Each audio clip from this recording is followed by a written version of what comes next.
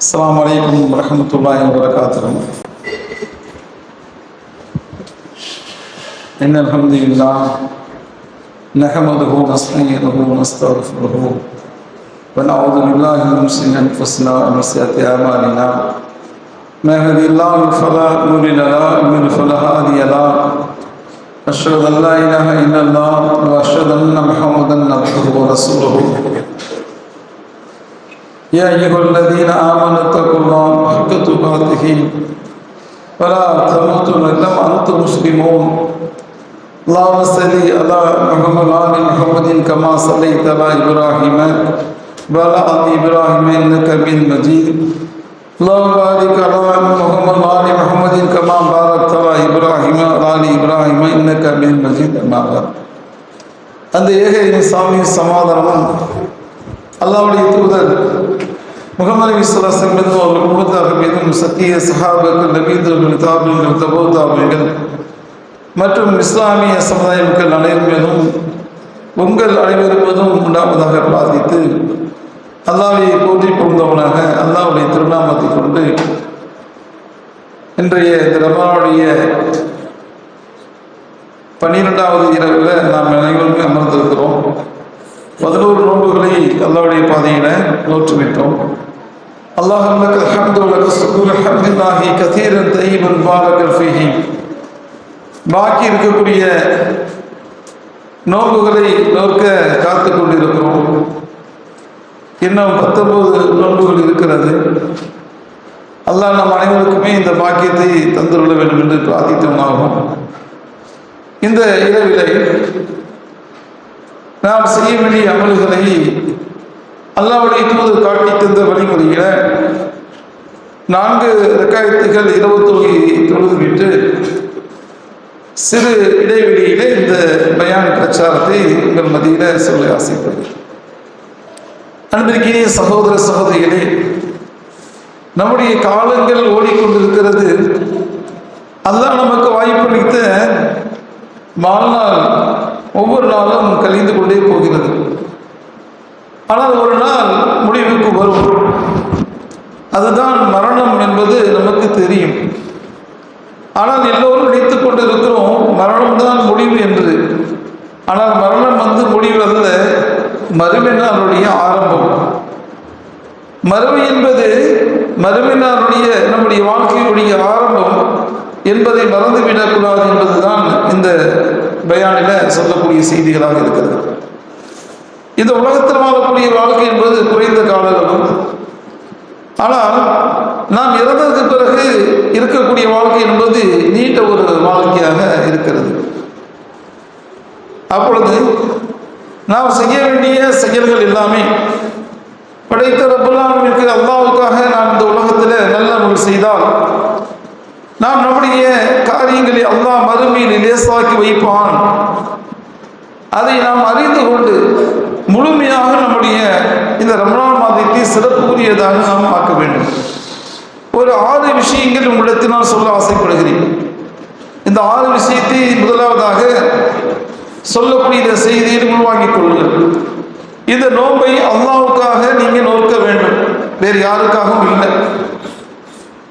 இந்த நோன்புல தேவையற்ற பேச்சுகளையும் பாவமான காரியங்களிலிருந்து தூரமாக இருந்து இந்த நோன்பை சிறப்புக்குரியதாக அல்லாஹ் விரும்பக்கூடியதாக ஆக்கிக் கொள்ளுங்கள். இது முதல் செய்தி. 2வது, நோன்பு நோற்றுக்கொண்டு 5 நேர தொழுகை கடமைகளையும் இரவு தொழுகையும் வித்ரு தொழுகையும் இன்னும் கூடுதலாக தேவைப்பட்டால் நஃபிலான தொழுகையிலும் சுன்னத்தான தொழுகையும் முறையாக பேணிக் கொள்ளுங்கள். இது 2வது செய்தி. 3வது, இந்த மாதத்தில் அதிகமாக நிறைய அல்லாஹ்வை திக்ர் செய்யக்கூடிய நிறைய வார்த்தைகள் இருக்கிறது. அல்லாஹ்வுடைய தூதர் ரசூலுல்லாஹி ஸல்லல்லாஹு அலைஹி வஸல்லம் காட்டி தந்திருக்கிறார்கள். அந்த திக்ருகளை அல்லாஹ்விடத்தில் என்ன செய்யணும்? அதிகமாக அல்லாஹ்வை புகழக்கூடிய வார்த்தைகள், அல்லாஹ்விடத்தில் கேட்கக்கூடிய எல்லாமே அந்த திக்ருகளை இந்த மாசத்தில் அதிகப்படுத்துங்க. இது 3வது செய்தி. 4வது செய்தி என்னன்னு பார்த்தீங்கன்னா, அல்லாஹ் நமக்கு வழங்கி இருக்கக்கூடிய பொருளாதாரத்திலிருந்து நிறைய தான தர்மங்கள் செய்யுங்க. மாறி வழங்குங்க. அல்லாஹ்வுடைய தூதர் ரமலான் மாதத்துல நிறைய வரிஞ்சு கட்டி கொண்டு நிறைய தர்மங்கள் செய்தார்கள். ஹதீஸ்ல பார்க்கணும். அப்ப நம்ம என்ன செய்யணும்? அதிகமாக தான தர்மங்கள் பண்ணுங்க. இது 4. 5வது விஷயம், அல்லாஹ்விடத்துல அதிகமாக தௌபா செய்யுங்கள். அல்லாஹ்விடத்துல என்ன செய்யுங்க? பாவ மன்னிப்பு கேளுங்கள். சரிங்களா? இது 5வது விஷயம். 6வது விஷயம் என்னன்னு பார்த்தீங்கன்னா, எல்லா துவாக்களையும் நீங்கள் எதெல்லாம் மறுமைக்காக இந்த உலகத்திற்காக ஆசைப்படுகிறீர்களோ எல்லாமே துவாக்களாக. துவா தான் இருக்கிறதுலே சிறப்புக்குரிய வணக்கம். அல்லாஹ்வுடைய தூதர் சொன்னார்கள், வணக்கத்திலே சிறந்த எதுவுமில்ல அத்துவா. அப்ப துவாக்கின அல்லாஹ்விடத்தில் அதிகப்படுத்திக் கொள்ளுங்கள். இந்த 6 செய்திகளை நீங்க ரசிங்க, கவனம் பண்ணுங்க. சரிங்களா? இப்ப செய்திக்குள்ள வந்துடுவோம். அன்புமிக்க சகோதர சகோதரிகளே, கடந்த வருடம் இருந்த நம்முடைய சகோதர சகோதரிகள் இந்த வருடம் இல்லை. நாம் இந்த வருடத்தில் இருக்கிறோம். அடுத்த வருடத்தில் நாம் உயிரோடு இருக்கிறோமா இருக்க மாட்டோமா என்பது நமக்கு தெரியாது. ஆனால் இந்த ரமலானில் இருக்கக்கூடிய பாக்கி 19 நோன்புகளை நோக்கக்கூடிய வாய்ப்பு நமக்கு வழங்க வேண்டும் என்று அல்லாஹ்விடம் பிரார்த்தனை செய்து கொள்ளுங்கள். அது மட்டும் இல்லாமல் அடுத்த வருடமும் நாம் என்ன செய்ய இருக்கணும் என்று ஆசைப்படுங்கள். இந்த மாதத்தில் அல்லாஹ்விடத்தில் கேட்கக்கூடிய எல்லாத்தையும் கேட்டு பெற்றுக் கொள்ளுங்கள்.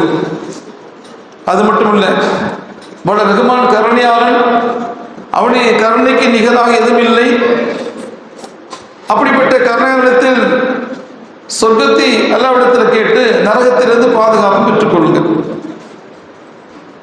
அன்பிற்குரிய சகோதரர்களே, பல ரஹ்மான் எப்படிப்பட்டவன் என்றால், அவன் நம்மளை படைத்து பரிபாலித்து அண்ட சராசரங்களை படைத்து நமக்கு உணவளித்து பாதுகாப்பு அளித்து நம்முடைய பாவங்கள் எல்லாம் மன்னித்து சொர்க்கத்திற்கு அழைத்து செல்ல ஆசைப்படுகிறான். ஆனால் நாம் ஷைத்தான் பக்கம் செல்வதற்கான எல்லா வழிகளையும் செய்து கொண்டிருக்கிறோம். அதற்கான வேலைகளை ஈடுபட்டுக் கொண்டிருக்கிறோம். ஆனால் அப்படி நாம் செய்யக்கூடாது என்பதை இந்த தருணத்தில் சுட்டிக்காட்டுகிறேன். கடந்த 11 மாதங்கள் நாம் செய்த பாவங்களுக்கெல்லாம் பரிகாரமாக அல்லாஹ் இந்த ரமலான் மாதத்தை ஏற்படுத்தியிருக்கிறான். இந்த ரமலான் மாதம் செஞ்ச பாவங்களுக்கெல்லாம் நாம் பரிகாரமாக அல்லாஹ்விடத்தில் பாவ மன்னிப்பு கேட்கணும். யார் ஒருவர் ரமலான் மாதத்தை அடைந்து தாம் செய்த பாவங்களுக்கெல்லாம் அல்லாஹ்விடத்தில் பாவ மன்னிப்பு கேட்கவில்லையோ அவன் நாசமா போகட்டும் என்று அல்லாஹ் சொன்னதாக அல்லாஹ்வுடைய தூதரிடத்துல ஜிப்ரீல் அலைஹிஸ்ஸலாம் வந்து சொல்லும் பொழுது அல்லாஹ்வுடைய தூதர் ஆமீன் அப்படியே ஆகட்டும் என்று சொன்னார்கள்.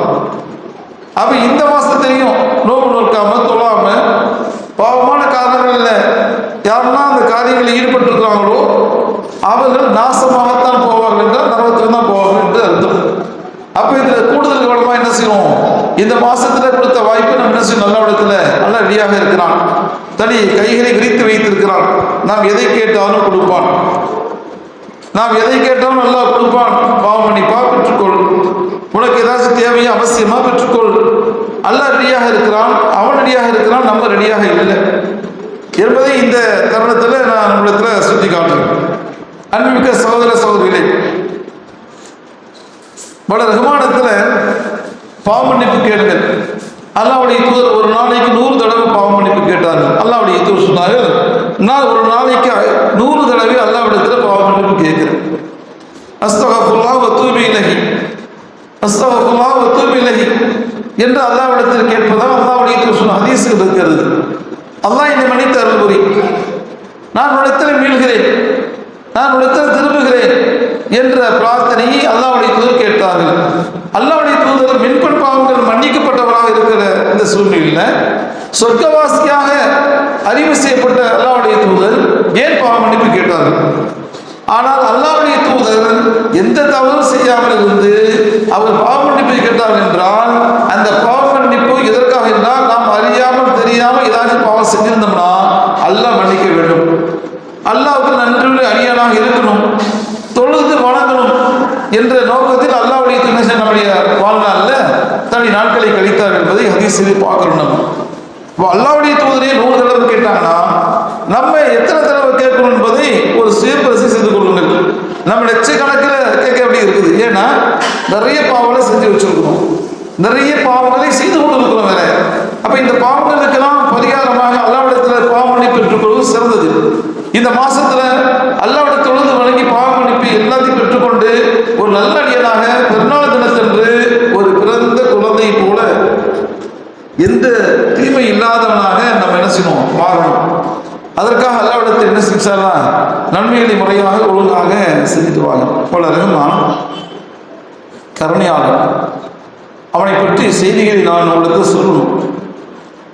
ஒரு மனிதனை படைத்து அந்த மனிதனுக்கு தேவையான எல்லாத்தையும் கொடுக்குறான். நமக்கு தான் உணவு கொடுக்குறான், உடைய கொடுக்குறான், அழகான மனைவி, அன்பான மனைவியை கொடுக்குறான், அன்பான கணவர், அழகான கணவரை கொடுக்குறான், சந்தோஷமான வாழ்க்கை கொடுக்குறான், நிறைய குழந்தைகளை கொடுக்குறான். ஆண் குழந்தை, பெண் குழந்தை தன்னாடி இருக்கிறதா வழங்குகிறான்.